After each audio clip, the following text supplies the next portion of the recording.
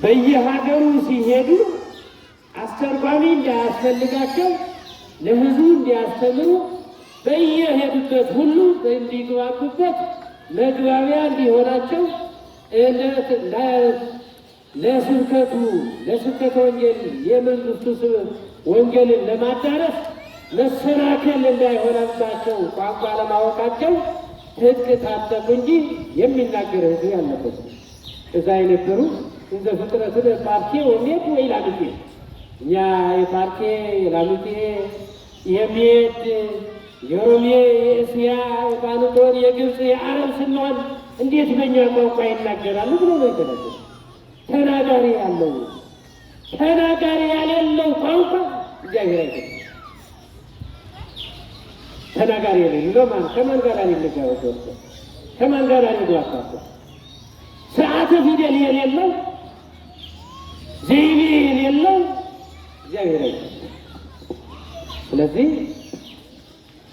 ይህንን የሚያስረዳ ዛሬ በዓለ ሃምሳውን ቀን ስንበላ ስንጠጣ የደስታ ጊዜ የሚዳሩትን ስንድር የሰርግ ጊዜ፣ የሙሽርነት ጊዜ፣ የግብረ ሰላም ጊዜ፣ የሰላም ጊዜ ያሳልፈን ከዚህ በኋላ ደግሞ የጾም ጊዜ፣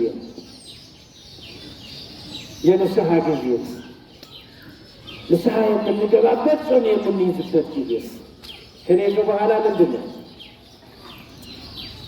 እንኳን ለጾም አደረሳችሁ።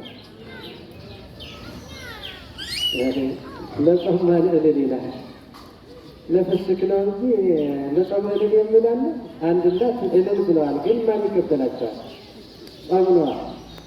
ጾም እኮ ብዙዎቻችን የምንቆጥረው ቅጣት ነው አይደለም?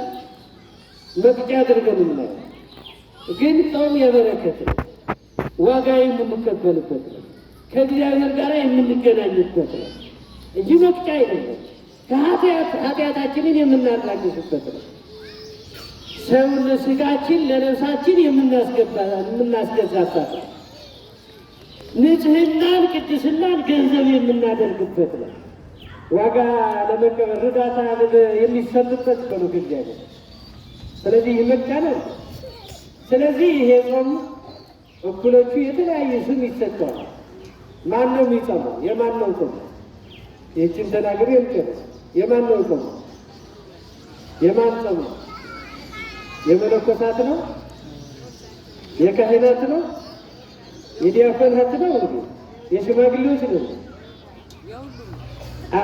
መብላ ወዳጆች፣ እነዚህ የመንዝ ሰዎች ለከርሶሙ አምላኮም ይላል።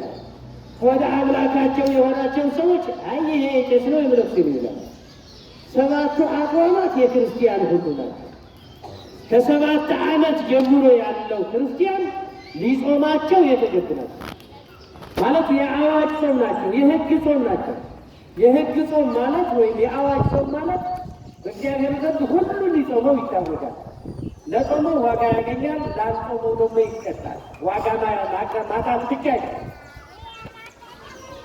ዋጋ የሚያጣው የፈቃዱ ጾም ሲሆን ዋጋው የጾመው ዋጋ ያገኛል፣ ያልጾመው ደግሞ ዋጋ ያገኝም ማለት ነው።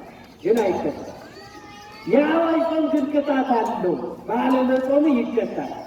ያው ቅጣቱን ንስሐ ካልገባ እስከ ሰማይ ይሄዳል ማለት ነው። በሰማያዊ አምላክ ነው ተጋጭ ሕጉ እኛ እናካትለው። ሰማያዊ ሕግ ስለሆነ ሰማያዊ ስርዓት ስለሆነ የእግዚአብሔር ስለሆነ፣ ስለዚህ ክርስቲያን ሁሉ እንዲጾም ታዘዘ እንጂ የቄስ ነው የማን ነው የቄስ ነው ብሎ ያስተምራል። የመነኩሴ ብሎ የሽማግሌ ነው የቆራቢ ነው ያለ ነው። እናንተ ናችሁ ሰባኪያኑ፣ መምህራኑ እናንተ ናችሁ። የመንደር ሰባኪያን ናቸው የሚመሯቸው። ቤተ ክርስቲያኗ የምታውጀው ጾም የሁሉ ሁላችሁ ክርስቲያን የሆነ ይጾማል፣ ክርስቲያን ያልሆነ ደግሞ አይጾሙም። ለክርስቲያን ይሄ ይጾማል፣ ክርስቲያን በሁለት የሚከፈልበት ጉዳይ ነው። የነፍስ መድኃኒት ስለሆነ የሁላችን መድኃኒት ነውና ዛቲ ዕለት ተገብረ እግዚአብሔር ንትፈሳ ወነተሐሴ ባትሁ ይህቺው እግዚአብሔር ስራውን የሰራባት ቀን ናት።